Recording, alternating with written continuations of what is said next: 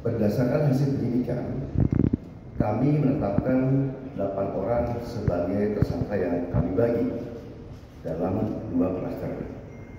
Antara lain, 5 tersangka dari klaster pertama yang terdiri atas nama ES, KTR, MRF, RE, dan DHL.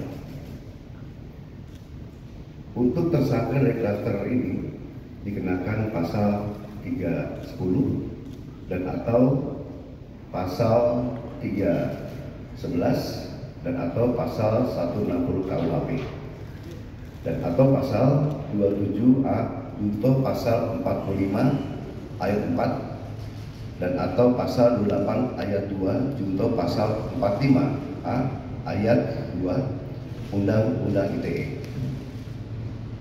Untuk klaster kedua yang akan ditetapkan sebagai tersangka antara lain atas nama RS, RHS, dan TT.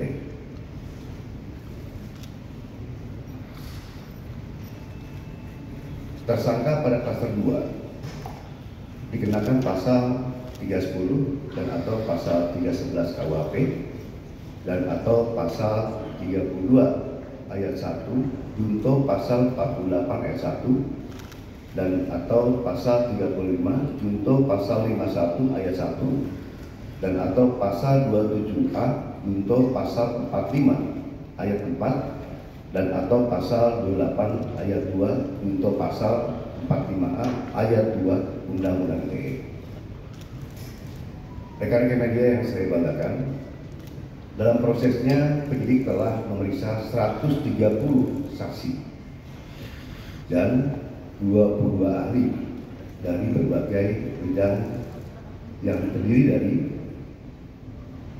1 Dewan Pers, 2 Keterbukaan Informasi Pusat, yang ketiga Dirjen Peraturan dan Perundang-undangan dari Kemenkumham, yang keempat Akademisi Digital Forensik, yang kelima Asosiasi Digital Forensik, yang keenam Praktisi Digital Forensik, yang ketujuh Ahli Bahasa Indonesia, yang kedelapan Ahli Sosiologi Hukum, yang kesembilan Ahli Psikologi Massa, yang ke-10 Ahli Komunikasi Sosial, yang ke-11 Ahli Anatomi dari UI, yang ke-12 Ahli Hukum ITE, yang ke-13 Ahli Hukum Pidana, yang ke-14 SDM Kesehatan Kemenkes, yang ke-15 Lab Dokumen dan Digital Forensik.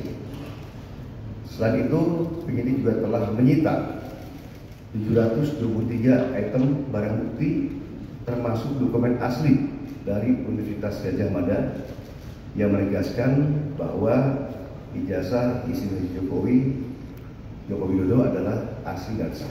Diperkuat oleh hasil pemeriksaan dari Puslapor Polri dalam aspek analog dan digital. Berdasarkan temuan tersebut, penyidik menyimpulkan bahwa para tersangka telah menyebarkan tuduhan palsu dan melakukan edit serta manipulasi digital terhadap dokumen ijazah dengan metode analisis yang tidak ilmiah dan berdasarkan publik. Selanjutnya, penyidik akan berkoordinasi dengan Kejaksaan Tinggi DKI Jakarta untuk proses hukum lebih lanjut. Pada kesempatan ini, kami tegaskan bahwa penanganan perkara yang kami lakukan murni proses penegakan hukum. Kemudian seluruh tahapan juga dilakukan secara profesional, proporsional, transparan, dan akuntabel. Oleh karena itu, kami menghimbau kepada masyarakat untuk bijak dalam menggunakan media sosial, jangan mudah terprovokasi oleh informasi yang tidak benar, serta selalu melakukan cek dan klarifikasi sebelum menyebarkan sesuatu.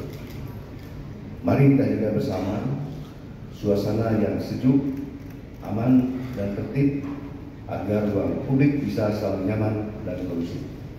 Demikian yang kami sampaikan. Download Tribun X sekarang, menghadirkan lokal menjadi Indonesia.